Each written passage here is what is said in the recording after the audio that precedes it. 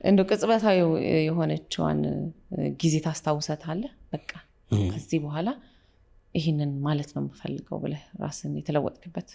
ያ አይ ሪሜምበር ላይክ ቤቴ ውስጥ መኝታ ቤት ውስጥ ነውና በቃ የሆነ ነገር እየሰራው በራሴ እየቀረስኩ መልቀቅ አለብኝ የሚል ሐሳብ መጣልኝ እና ልክ የመጀመሪያ ቪዲዮ ልቀርጽ ስል ማዘር አንተ እንደዛ ተምረ እዚህ መኝታ ቤት ውስጥ ቁጭ ብለህ ለመጻፍ የሆነ ነገር ለመቅረጽ ሆነ አይነት ኮመንት ሰጠች። ማለት ቃል በቃል ላይሆን ይችላል እና እውነት እኔ እዚህ ቤት ውስጥ ሆኜ ግን ተለውጬ ማሳየት አለብኝ። ላይክ በቃ ዋናው የኔ እውቀት የኔ አስተሳሰብ እስከሆነ ድረስ የግድ ሰሟን ቀጥሮኝ መሆን አይጠበቅበትም። እኔ ለመለወጥ ብዬ በቃ ማሳየት አለብኝ። ያለ ላይክ ራሴን ፕሩቭ ማድረግ አለብኝ።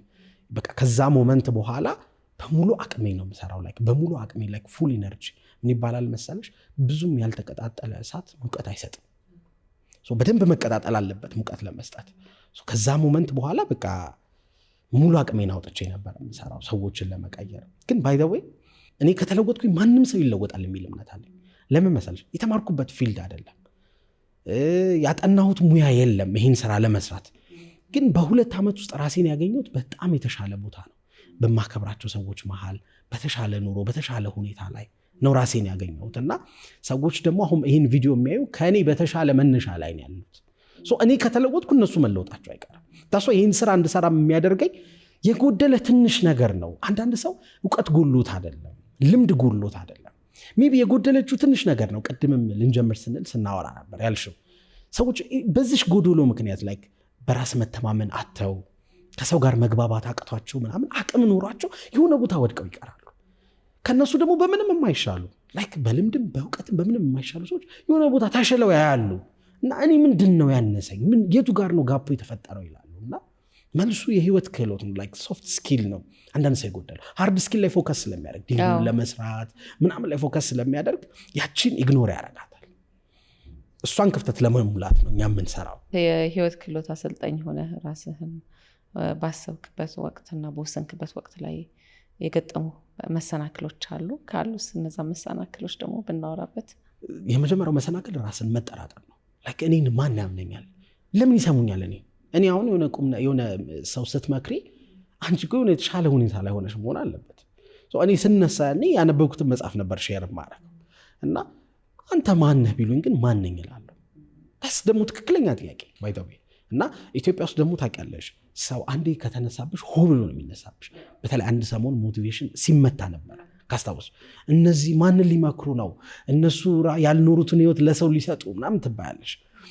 ያው ከውጭ የሚመጣ ፎርስ ነው ኖርማሊ። እሱን ትቋቋሚዋለሽ፣ ችግር የለም። ሰዎች ያው መሰናክል ነው እሱ ማን አይደል? ግን ከውጭ የሚመጣ ነገር ውስጣዊ ኃይልሽ በጣም ፓወርፉል ከሆነ ታቆሚዋለሽ፣ ምንም አይደለም። በራስ እምነት ከሌለ በምታደርገው ነገር እርግጠኛ ካልሆንክ ለሰዎች መትረፍ እችላለሁ ብለህ ካላሰብክ ሲጀምር አትወጣም ወደ ሚዲያ። ሚዲያ ላይ መውጣት በጣም ቀላል ነገር ነው። ወጥተህ መቆየቱ ነው ከባዱ። ራስን የምታውቅ የምታዳምጥ ከሆነ የተዋበውን መልካሙን ነገር የማየት እድል ራስ ውስጥ አሳድግና ደስ የሚለውን ነገር ብቻ ማየት ጀምራለህ። ያኔ መራመድ ትችላለህ ማለት ነው። የምትፈልገውን ዓላማው አንተ ውስጥ እንጂ ሰዎች ውስጥ የለም። እዚህ ጋር ስላነሳኸው ገባ እንዲህ ትንሽ ነገር የሚመስሉ ግን ሳናስበው እነሱ ላይ ተጽዕኖ አሳድረን እኔ እኮ አልችልም፣ እኔ እኮ ማትረባ ተብያለሁ፣ እንደማይችል ራሱን እንደማያስፈልግ አድርጎ እንዲያስብ እናደርጋቸዋለን። ራሳችን አጠገባችን ያሉትን ልጆችና አንተ እንደው በጣም ልክ እንዴት ታይዋለህ? ባይ ዘ ዌይ አሁን ያለንበትን አሁን ለሰት የያዘችውን አስተሳሰብ እኔ ያለኝ ነው ሌላው ሰው ያለውን አስተሳሰብ የሚይዘው early age ላይ ነው። በተለይ የመጀመሪያዎቹ 8 ዓመታት 10 ዓመታት የመጀመሪያዎቹ በጣም እኛ ህይወት ላይ ኢምፓክት አላቸው። ላይክ አርፈህ ቁጭ በል አንተ እንደዚህ ነገር ይቅርብህ፣ የኛ ቤተሰብ እንደዚህ ነገር አይችልም፣ ለማትስኛ አልተፈጠርንም፣ እኛ ለእንደዚህ አልተፈጠርንም፣ ለንግድ አንሆንም፣ እኛ ለቢዝነስ አንሆንም እንዲህ የሚባል አለ። በቃ አንተ አርፈህ ተማርና ተቀጠር ወራ አንተ እንደዚህ የሚባሉ ልጆች አሉ። ከዛ ደግሞ ሲያልፍ ደግሞ እንዳልሽ በቃ ይበልጥ ደግሞ በጣም የሚያወርዷቸው ከሰውነት ከስብናም ላይ አንተ ለትምህርት አትሆንም፣ አትረባም፣ የትም አትደርስም አይነት ደግሞ አሉ ኮመንቶች። እና እነዚህ ነገሮች በጣም ሲደጋገሙ ማይንዳችን ውስጥ ቦታ ይዛሉ በደንብ አድርገው። በተለይ በቃ ንጹህ ወረቀት የሆኑ ህፃናት ላይ የምትነግራቸው ነገር በጣም ኢምፓክት አለው፣ በጣም ማተር ያደርጋል። ከዛ እነሱ አያውቁትም ሰብኮንሽስ ማይንዳቸው ግን ይመዘግበዋል። ላይክ ንቁና ድብቁ የሚባል ማይንድ ሴት አለን። ኮንሽስ ሆነሽ የምታደርጊው ነገር አለ፣ አንኮንሽስሊ ደግሞ ንቃት በሌለ ሰዓት የምታደርጊው ነገር አለ። ለምሳሌ አሁን እንደዚህ እያወራን እኔ የልብ ምቴን አልቆጥርም፣ አንቺም አትቆጥሪም።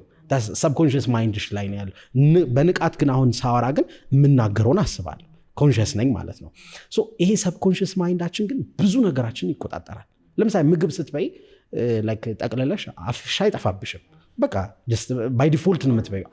ወደ ቤትሽ በመኪና ስትነጂ ኦር ወደ ቤትሽ ስትገቢ ምናምን መንገዱ አይጠፋብሽም። መጀመሪያ አዲስ ቤት ከሆነ በዚህ ጋር ነው ብለሽ ታያለሽ። የሆነ ወቅት ላይ ግን ስትደጋግሚው ፓተርን ይሆናል። አሁን ይሄ ለልጁም የምትሰድቢው ስድብ፣ የምትሰጪው አስተያየት፣ ኮመንቶቹ ጥሩ የሚሆን መጥፎ እዛ ልጅ ላይ ፓተርን ይሆናል፣ ይደጋገም። አንተ እኮ እንዲህ ነህ የሚል ነገር ይቀመጣል። ደን ነገ የሆነ ነገር ሊሞክር ሲል ያ ድብቁ ማይንድ ሴት መናገር ይጀምራል። እንዴ አንተ አትችልም እኮ ይህ ነገር ይቅርብህ ይለዋል። ደን አርፎ ይቀመጣል። አንተ እኮ በሰው ፊት መናገር የለብህም፣ ሰው አይወድህም። አንዳንድ ሰዎች ሰው አይፈልገኝም ይላሉ፣ ሰው አይወደኝም ይላሉ።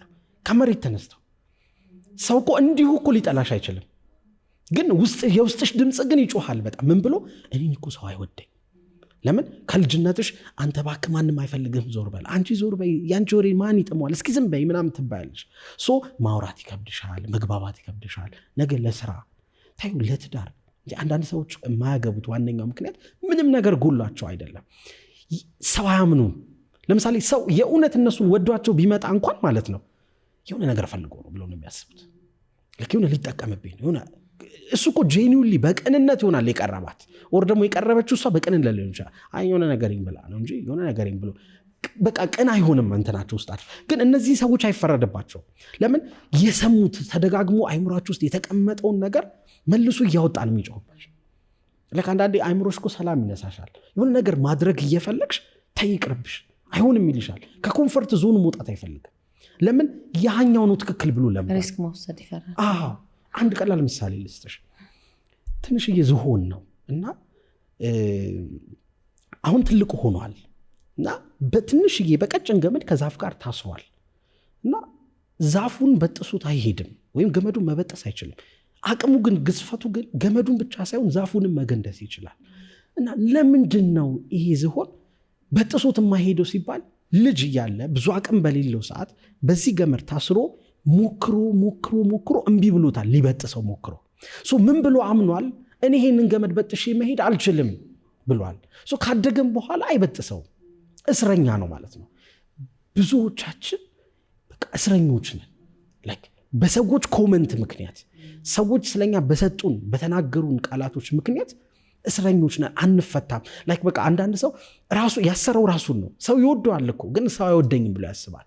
ሜቢ ለቢዝነስ በጣም የሚሆን ሰው እኮ ነው፣ ግን በፍጹም ቢዝነስ አይሞክርም።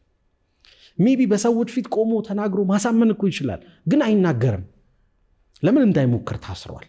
እና በጣም ልክ ነሽ። በተለይ ልጆቻችን ላይ በጣም መስራት አለብን። እዚህ ጋር አንድ ስለ ልጆች ስላወራሽ አንድ በጣም ትልቅ የፊልም ዳይሬክተር አለ። ስሙን መጥቀስ አይጠበቅም። ኢትዮጵያዊ ነው። በጣም ነው የማከብረውና ቁጭ ብለን እየተጫወትን አንድ ጊዜ ምን አለኝ፣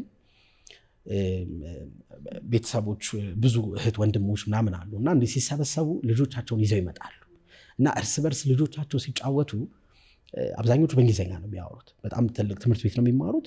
የእሱም ልጅ ትልቅ ትምህርት ቤት ነው የሚማረው፣ ግን አይችልም እንግሊዝኛ እና በአማርኛ የሚያወራው ሊግባባ አይችልም። እንዲህ ፋሲካ፣ ገና እንደዚህ ፕሮግራም ምናምን ሲኖር ሲሰበሰቡ የእሱ ልጅ ብቻውን የሆነ ንጥል ይላል። እነሱ ይጮታሉ፣ ይቃለዳሉ፣ ይሯሯጣሉ ምናምን። እሱ ግን ኮሚኒኬት ማድረግ ስለማይግባባ በቃ ብቻውን ይነጠላል እና ሁሌ አባትየው ትንሽ እንትን ይላል፣ ቅር ይለዋል። እና ትምህርት ቤትም ሲሄድ ልጅህ እኮ በደንብ አይማርም፣ ልጅህ እኮ እንደዚህ ነው ይሉታል መምህሮቹ። ከዛ እነሱ ፊት አንተ ልጅ አጥና ብዬ የለ ምናምን ይለዋል። ከዛ ከነሱ ጋር ዞር ሲል ግን ዝም በላቸው፣ አንተ ፈጣሪ ፈጠረልን ነው የምትሆነው፣ ለምን ትጨነቃለህ? ብትችል በደንብ አድርገህ ተማር። እኔ እኮ ተምሬ አይደለም ትልቅ ዳይሬክተር የሆንኩት፣ እኔ ችግር የለውም። እና ግን አትሊስት ግን የምትችለው ነገር አድርግ፣ ራስን አታስጨንቀው። ውጤት ከመጣ መጣ፣ ሰዋት ደብድብ፣ አትረብሽ። አሪፍ ልጁን ጸባይ ኖረህ ግዴታ አይደለም ትምህርት ምናምን ይለዋል። አይምሮን ይጠግነዋል። አባት ሁል ጊዜ ማለት ነው ያ ትምህርት ቤት መምህራኖቹ ሊመቱት ይሞክራሉ፣ ሊሰብሩት ይሞክራሉ ስሜቱን። አባትየው ግን ይጠብቅለታል ስሜቱን። ምን ተፈጠረ መሰለሽ? ኮሮና መጣ።